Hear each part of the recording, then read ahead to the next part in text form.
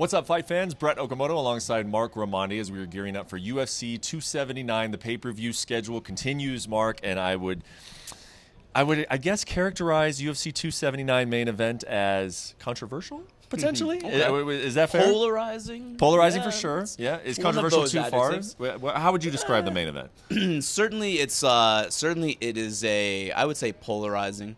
Controversial. I don't know how much controversy there is necessarily. I know people are, some people are upset about it. I'm personally not. I don't think you're very upset about it, but yeah, that's kind of where it's at. It's a polarizing main event. There's a lot of opinions about this main event. Of course, we're talking about Khamzat Chimaev and Nate Diaz. Yes. He says you are not bothered by it. How come? Why does it not bother you?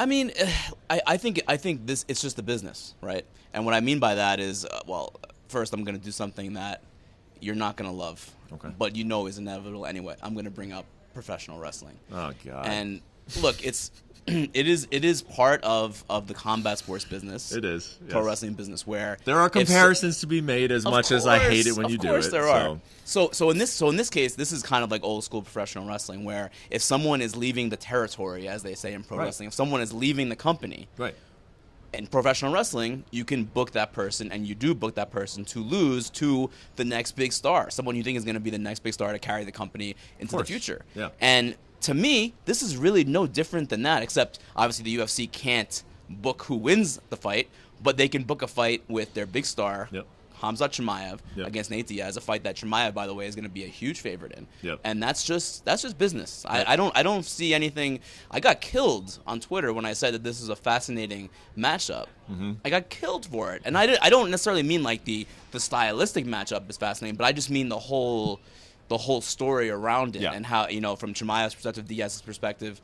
I think it's fascinating. Yeah, I mean, it's a multi-billion-dollar sport, right? It's a multi-billion-dollar company. Once Nate Diaz made it clear that I am going to fight out my contract, I have one fight left. Well, then the UFC there's a certain way they're going to look at that one fight. And to me, there are only two options: either Conor McGregor, so you get all the money, or Khamzat Chimaev, so you give him the Nate Diaz rub, and that's it. And Nate knew that.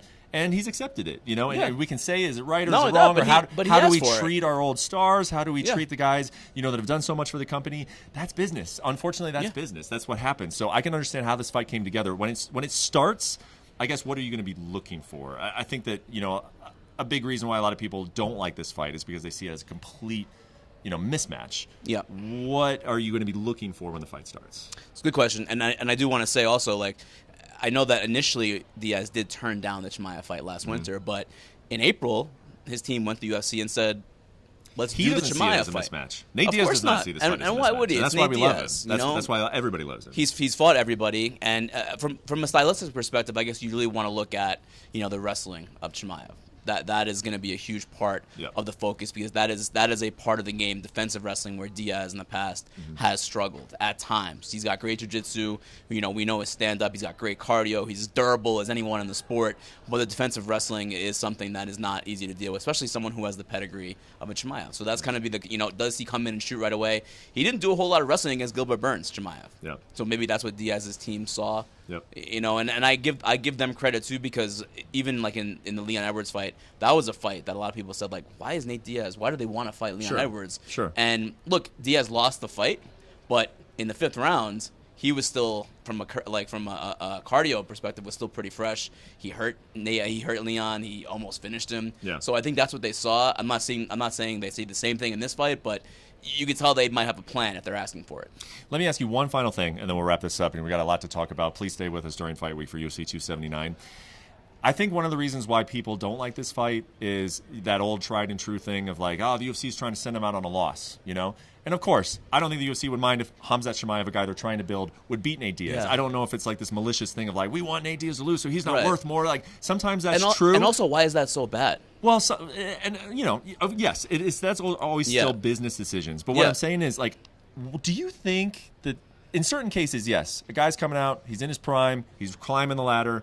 He asked to fight out his contract. UFC says, all right, we're going to put you with a guy that's lower your value, maybe make you lose. Again, these are all business things. Do you really think Nate Diaz loses that much if he loses to Khamzat Chimaev? If you didn't ask that, that's actually what I was going to say.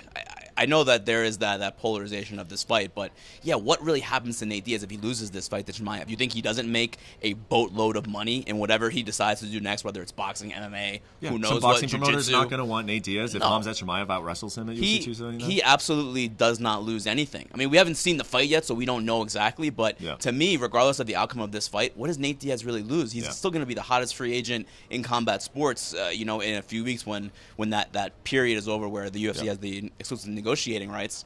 I mean, what does that really lose? And that's the other thing. That's another reason why I don't have a problem with this fight. I mean, I think people are really making too big of a deal about the controversy, as you said about it. I don't find it all that controversial. Well, I get the sentiment. I get the sentiment when a guy like Nate Diaz, a guy who's done as much as he has, he's being thrown to the wolves, literally to the wolf in his last final fight. I can understand why guys get emotional about it, but Nate Diaz, he was comfortable in doing this. I agree with you. Even though you got killed on Twitter, it is a fascinating fight because it shows us so much of the business side of the sport.